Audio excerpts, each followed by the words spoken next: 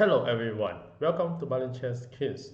Today I'll show you the game played by Kamil and Seth, and the game complete in only 23 moves. And the game starts with pawn to d4,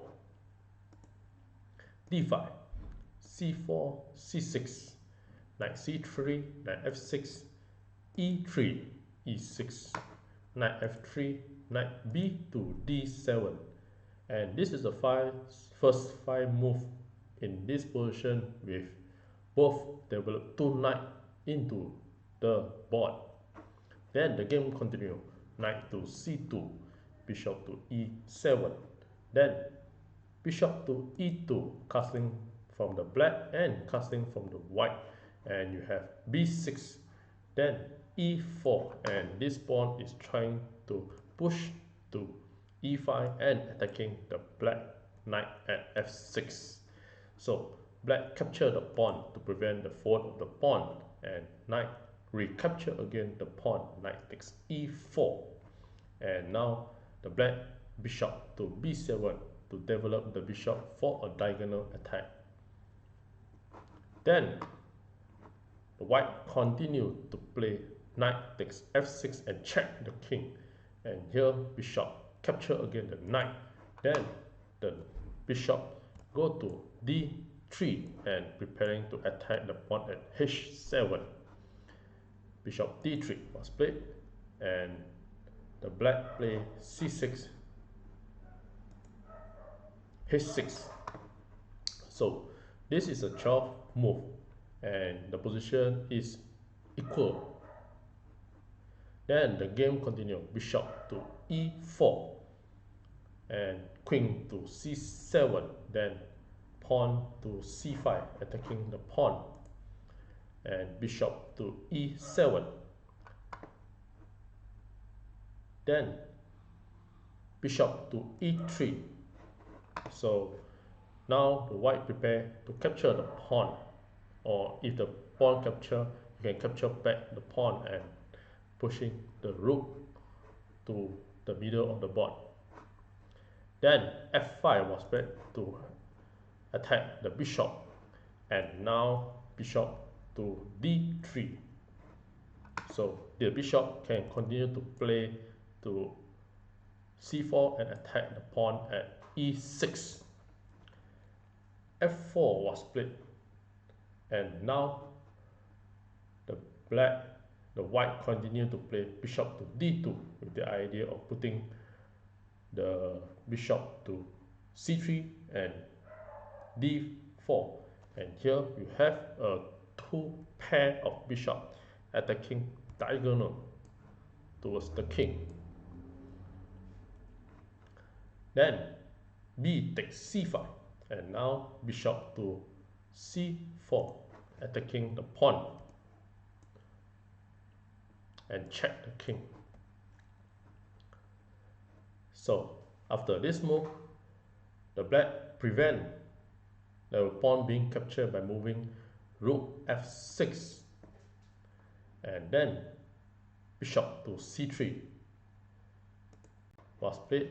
So with the idea of the pawn can push to d5, and the bishop will attack the rook.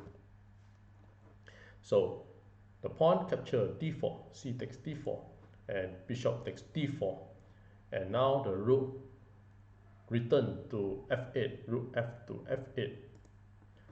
So after this move, you can see that the white is winning the game, or clearly winning, because you have the double bishop attack, and this two bishop is very strong, and now with another queen to attack the diagonal.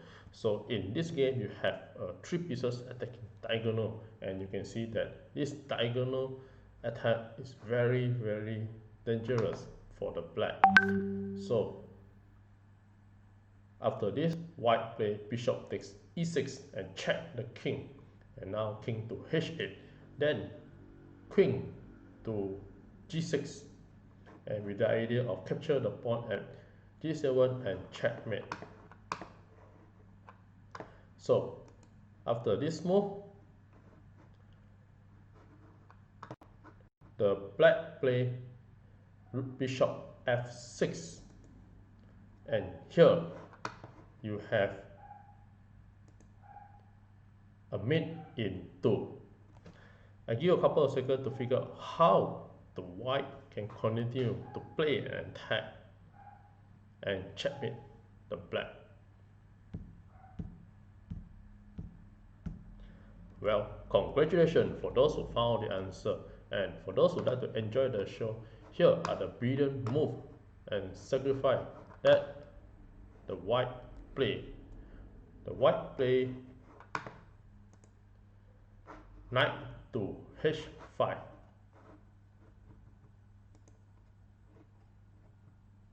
and this is one of the brilliant sacrifice, and with this the black resign the game, because if the black to continue capture with the pawn, then the queen will just go to h5 and checkmate the king, because the g8 square was attacked by the bishop. So if the bishop to capture the knight, then you can just have a bishop checkmate. Bishop takes the pawn, and here you have a checkmate with the bishop. So this is a very interesting endgame. So after the position queen to g6, the only way you can save the position from being checkmate is to play rook to f6, and here the white will be winning by material. So for example, after rook to f6, you can just use your bishop to capture the rook, and after this knight capture back, then you can bring out another weapon such as the rook to keep on pressure the black on attack, such as the rook to e1 and attacking diagonal with the bishop. So rook f to e1, then bishop to d6, then knight to h4 with the idea of check the king at g6 and h8. So knight to h7, then queen to e8, another sacrifice from the white. So if the rook to capture, then you can just have a simple knight to g6, and here you have the knight checkmate. So after knight h4,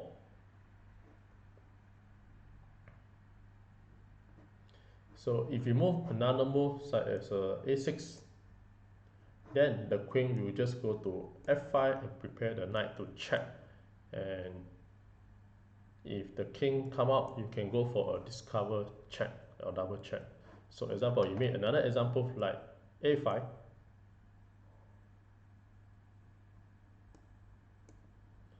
then you can have knight to g6 and check the king. Then after this you have a discover or double check, then king to h7, then knight to f8, and here you have a double check, the knight and the open check with the king, with the queen, then king to h8, and now you have a very beautiful sacrifice, queen to h7, check and sacrifice. And here after knight capture, then you have knight to g6 checkmate again. So after knight to h7, you can play queen to e8 sacrifice, then knight to f8 prevent it, then you can continue to attack by play knight g6 check, king to h7, and knight capture the knight at f8 check, then bishop capture again, then bishop continue to check, and now you can just block the check. So after block the check, then queen capture the and check the king, and now the king have only one place to move, king to h8, and here you bring up the rook to attack. Rook A to D1 and attack the queen at D7, and here you have a queen to H8 and checkmate. So after this you have many ideas to continue to attack and checkmate the black.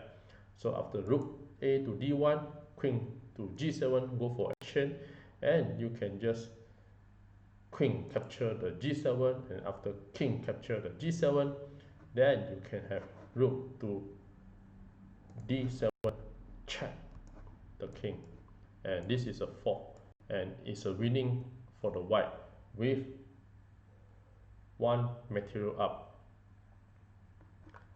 And with this, thank you.